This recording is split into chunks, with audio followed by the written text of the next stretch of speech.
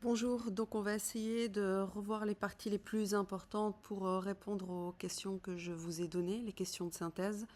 Donc c'est des chapitres que vous avez déjà vus, donc moi je reviens uniquement sur ce qui sera demandé. Ça nous permettra de gagner du temps, vu qu'on ne se voit pas énormément. Donc on va essayer de synthétiser au mieux. Donc la première chose, la migraine, on vous demande d'expliquer la physiopathologie de la migraine. J'ai mis des mots-clés, nerfs trijumeaux, sérotonine, vasodilatation. C'est ce qu'on va essayer de faire. Donc, la vidéo ira assez vite, comme vous avez déjà des notions, et le fait que vous puissiez rembobiner, réécouter plusieurs fois, moi, ça me permet de ne pas répéter, et donc du coup, on gagne énormément de temps. Il faut dire que la plupart du temps, je répète, répète, répète. Donc là, la vidéo ne va pas durer énormément de temps. Donc, au niveau de la migraine, on avait dit déjà, j'avais commencé avec l'autre groupe, je vais un peu plus loin. Donc, il y a différents maux de tête. Donc, vous avez les fameuses céphalées de tension, puis vous avez les sinusites et vous avez les migraines. Je simplifie, hein. Donc, les céphalées de tension, je vais voir si j'ai mis un peu plus loin. Oui. Donc, les céphalées de tension, c'est vraiment une espèce de casque de douleur au niveau des tempes, au niveau du front et de la nuque. C'est souvent quand on est fatigué, stressé, mal dormi, trop devant l'écran, déshydraté. C'est une des premières causes des céphalées. Donc, juste en se réhydratant, en se reposant, c'est censé fonctionner. Pour les céphalées, vous connaissez, c'est paracétamol par rapport au poids, 3 fois par jour, ça vous connaissez. Alterner avec de l'ibuprofène si pas de problème de tension, pas de problème d'ulcère, pas de problème d'asthme. Donc ça, vous connaissez, c'est le truc classique pour les céphalées. Ici, ce qui nous intéresse, nous, c'est de différencier ça avec les migraines. Il y a aussi autre chose, quand vous avez mal au niveau ici, donc quand vous avez mal donc quand c'est un espèce de casque, quand c'est sur les tempes, quand c'est dans la nuque, généralement ce sont des céphalées.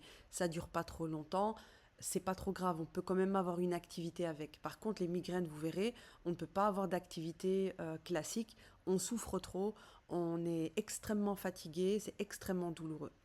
Donc il y a une troisième chose qu'on confond aussi parfois, c'est avec les sinusites. Donc les sinusites, vous avez l'infection, l'inflammation au niveau des sinus. Qu'est-ce que c'est les sinus? Donc vous voyez où ça irradie, le type de douleur. Les sinus, vous les voyez ici, ce sont des espèces de cavités derrière le nez. Quand vous avez le nez bouché puis une surinfection, vous avez ces sinus qui s'inflamment et puis vous avez une surinfection, souvent bactérienne. Donc le nez bouché et avec des douleurs au-dessus des yeux et autour du nez. Et là, ça peut être vraiment, ça peut même être des sinusites chroniques, donc souvent avoir mal à la tête, mais ce n'est pas dû à une migraine ni à des céphalées, mais à cause de la sinusite. Et en cas de sinusite, le but c'est de déboucher et d'éviter la surinfection. Donc dans les cas de sinusite, généralement, on utilise un vasoconstricteur. Et quand c'est déjà surinfecté, on va parfois donner un spray avec des antibiotiques comme le sofrazolone. Sofrazolone, je rappelle, c'est un décongestionnant. Et dedans, vous avez un petit peu de corticoïde, qui est un anti-inflammatoire, et vous avez un peu d'antibio. Donc c'est en vente libre, si je ne me trompe pas, si ça n'a pas changé depuis, et ça permet de résoudre des cas comme celui de la sinusite. Attention avec tous les sprays nez, ne jamais donner plus de 5 jours parce qu'il y a un effet rebond, c'est-à-dire qu'après le nez peut se boucher parce que justement vous utilisez ce spray trop longtemps. Ça on verra dans la partie ORL que vous avez sûrement déjà vu avec Madame Laurent. Donc, revenons à ce qui nous intéresse, la migraine. Donc, la sinusite, les céphalées. La migraine, elle est plutôt, on va dire, ciblée. Donc, la caractéristique, c'est souvent qu'elle est hémiancéphale, donc qu'elle touche un côté. Bon, on ne peut pas tracer une ligne, hein. Ici, c'est pour vous expliquer que souvent, c'est plus le côté gauche ou le côté droit, ou parfois, ça peut même avoir une sensation de douleur derrière l'œil.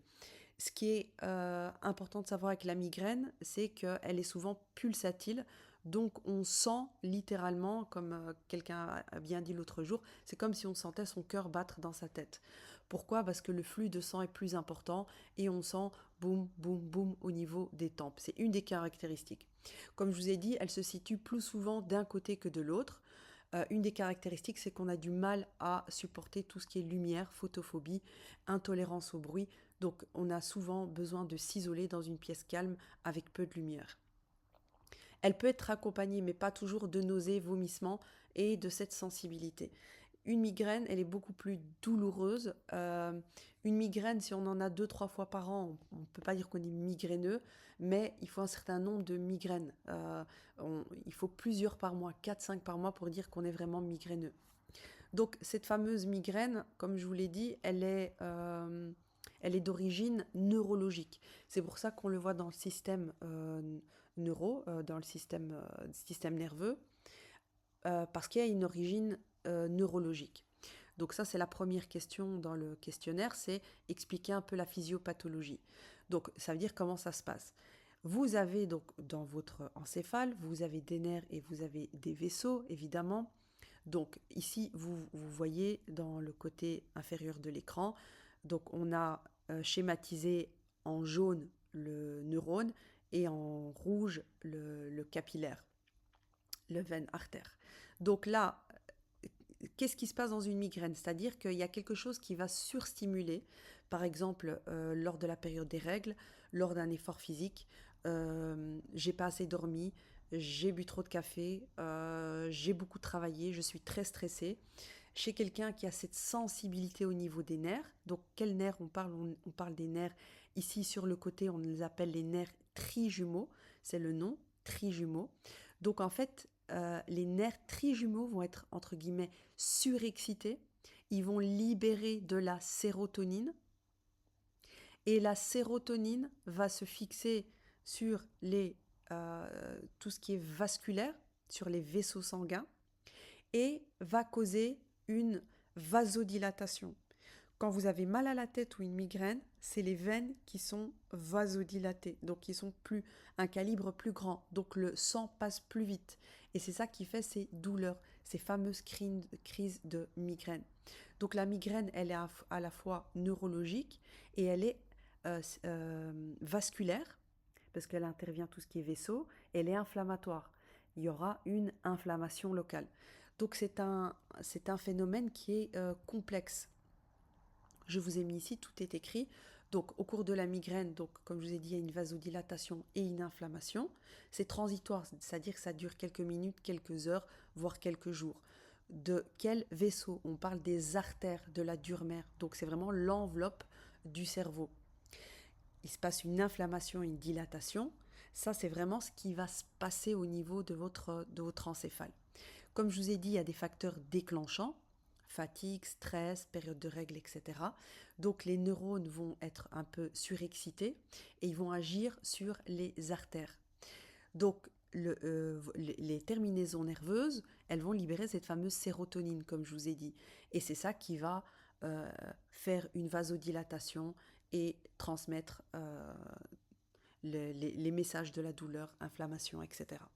Et donc, cette crise migraineuse, elle est assez lourde et je vous ai dit, elle est très handicapante. Quand vous avez mal à la tête, quand vous avez une céphalée, vous avez une vasodilatation locale, mais ça peut s'arranger avec un peu de café, un comprimé de paracétamol, mais c'est pas neurologique comme la migraine. Qu'est-ce que c'est les auras? Les auras, c'est des manifestations qui arrivent avant ou juste au début de la migraine. Donc en fait, c'est le système nerveux qui est un peu surexcité et il va donner des petits signaux, c'est-à-dire soit des espèces de taches, une vision qui change un peu, on peut aussi sentir des odeurs, on peut entendre des bruits comme des acouphènes très légers. Donc en fait, c'est vraiment un dérèglement transitoire du système nerveux et en fait, c'est la migraine qui commence. Donc, c'est tous ces neurotransmetteurs qui sont relargués et qui peuvent donner des auras. Vous avez des migraines avec aura et vous avez des migraines sans aura. Les deux sont possibles. Donc, je vous ai dit les différents maux de tête, on en a parlé. Donc, les caractéristiques de la migraine, un côté de la tête, on dit hémiencéphale, pulsatile, intolérance au bruit, à la lumière et parfois pas toujours accompagné de nausées, vomissements. Sinusite, on en a parlé. Céphalée de tension. Maintenant, les traitements. Il y a deux types de traitements. Une vraie migraine ne cédera généralement pas avec du paracétamol et de l'ibuprofène. Ou si c'est le début, parfois ça peut céder, mais généralement, un vrai migraineux, on va utiliser des traitements plus costauds. Alors, bien retenir qu'il y a deux types de traitements, aigu et prophylactique. Prophylactique, c'est prévenir. Donc, les traitements classiques, paracétamol, vous connaissez, AAS, vous connaissez, anti-inflammatoire, vous connaissez, et après, on va passer aux spécialités des migraines, les triptans. Alors, parfois, on peut donner des gastroprocinétiques quand il y a des nausées vomissements, mais ce n'est pas obligatoire. Alors, attention, effet rebond de Excedrin et Perdolan compositum, pas Perdolan classique, mais le compositum. Euh, Dedans, généralement, vous avez de l'aspirine, vous avez du paracétamol et de la caféine. C'est comme la personne qui prend du café tous les jours et puis vous arrêtez son café du jour au lendemain. Il y aura une vasodilatation rebond. Parce qu'en fait, la caféine permet une vasoconstriction, mais quand vous l'arrêtez, les artères ne se contractent plus normalement. Et donc, c'est pour ça que, par exemple, la personne qui prend beaucoup de café, quand elle arrête du jour au lendemain, elle a une vasodilatation, mais c'est pas vraiment dû à un phénomène neuro, mais c'est plutôt vasculaire. Donc, est-ce que ça fonctionne bien pour les céphalées, ces médicaments-là? Oui. Est-ce que ça fonctionne pour les migraines? Très peu, mais ça peut fonctionner. Est-ce que c'est bien une fois de temps en temps? Pourquoi pas? Est-ce que c'est bien en chronique? Non. À partir du moment où vous en prenez plusieurs fois par semaine, ça commence à être un gros problème. Si on en prend 2-3 fois par mois, il n'y a pas d'addiction. Je ne dis pas addiction comme une drogue, mais plutôt une tolérance, c'est-à-dire que le corps commence à tolérer, s'habituer à la molécule. Et vous pouvez voir dans vos pharmacies, peut-être que vous avez des patients qui viennent chercher plusieurs boîtes par mois. C'est un cas tout à fait classique. Donc là, il faut faire un sevrage comme quand on est accro au café, doucement mais sûrement. Donc voilà d'où vient l'effet rebond. Donc un effet rebond, c'est-à-dire que c'est l'effet qui revient dû à l'arrêt du traitement. Donc, ça j'avais déjà expliqué. Voilà, les triptans, qu'est-ce que c'est? Donc, les triptans, ce sont des molécules qui sont particulières, c'est la famille des triptans. Vous avez même parfois des sprays pour le nez, c'est pas pour déboucher le nez, c'est une forme spray, ça passe par les sinus et ça peut passer la barrière hémato-encéphalique et agir plus facilement sur les migraines. Vous avez les injections aussi pour les migraines vraiment très costauds. Vous avez les sprays et puis vous avez les comprimés oraux dispersibles. Les plus connus, c'est souvent les génériques Sumatriptan et Limitrex. Donc les triptans, ça se prend d'une manière particulière. Il faut en prendre très peu, vraiment quand on a une crise, peut-être quelques-uns par mois et encore c'est beaucoup.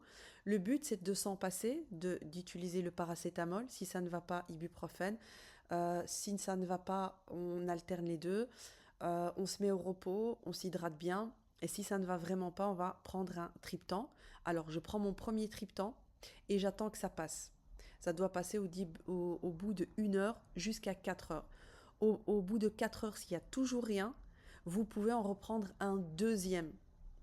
Et à ce moment-là, s'il n'y a toujours rien, ça ne sert plus à rien, le triptan ne répond pas à la migraine plutôt ne répond pas au triptan. Et à ce moment-là, on continue avec le paracétamol, l'ibuprofène et évidemment on consulte le neurologue. Alors, quel effet ça fait les triptans comme effet indésirable? Ça fatigue, ça donne des vertiges et ça peut donner envie de dormir, ça peut faire des petites chutes de tension. Donc voilà, c'est pas énorme, mais ça peut quand même vous donner le vertige et la tête qui tourne. Donc typiquement, j'ai une crise de migraine, je m'hydrate, je me repose, paracétamol, ça va pas, ibuprofène, j'alterne paracétamol, ibuprofène, ça ne passe toujours pas et je suis au repos, je prends un triptan, j'attends 2, 3, 4 heures, ça ne passe toujours pas, un deuxième triptan, ça ne fonctionne pas, je continue avec le paracétamol, ibuprofène. Mais généralement, je vais dire 8 fois sur 10, le triptan fonctionne. Et donc, ce sont des médicaments ponctuels à prendre en cas de. C'est vraiment un traitement d'urgence à prendre quand ça ne va pas. Vous pouvez avoir le migraineux qui a une boîte chez lui à la maison et qui en prend 3 par an. Vous pouvez avoir la personne qui prend une boîte entière par mois. Là, il n'est pas stabilisé, donc il va devoir voir avec le neurologue quoi faire. Mais donc, ce sont des médicaments qu'on a en urgence de temps en temps quand on a des vraies migraines. Mais sinon, c'est le traitement classique. Ça, c'est les traitements curatifs, entre guillemets. Pas curatifs, mais voilà, de crise. Après, vous avez les traitements prophylactiques. Une migraine, on peut l'éradiquer, entre guillemets, empêcher qu'elle arrive en essayant tout un tas de traitements. Donc là, typiquement, quand vous allez avoir votre examen écrit des cas comptoirs, si vous avez un cas de migraine, il faudra bien dire la liste de ces traitements-là. Donc d'un côté, vous avez traitement aigu, de l'autre, traitement chronique. Dans les traitements chroniques et prophylactiques, ça veut dire qu'ils préviennent mais qu'on prend tout le temps, on a plusieurs choix. Ça dépend de chaque patient. On ne les combine pas, c'est soit l'un, soit l'autre. Il y a des gens qui prennent des bêta-bloquants pour éviter les migraines tout le temps. Parfois, ça marche. Si ça ne marche pas, on peut donner dans la famille des antiépileptiques le Topamax, par exemple. Topamax, ça fonctionne bien, mais il y a des effets indésirables. Certains vont utiliser l'amitriptyline, le Redomex, en traitement chronique, qui est de la famille des antidépresseurs. Mais là, ça sera pour les migraines. Puis, vous avez la riboflavine, qui est une des vitamines B. Ah, parfois, ça peut marcher, mais c'est vraiment très léger, donc c'est pas toujours la solution. Et puis, vous avez la valenfaxine, qui est aussi dans la famille des antidépresseurs. Donc, voilà, il y a des migraineux qui prennent par exemple du Redomex et quand ils ont une crise, ben, ils prennent du paracétamol, ibuprofène et triptan.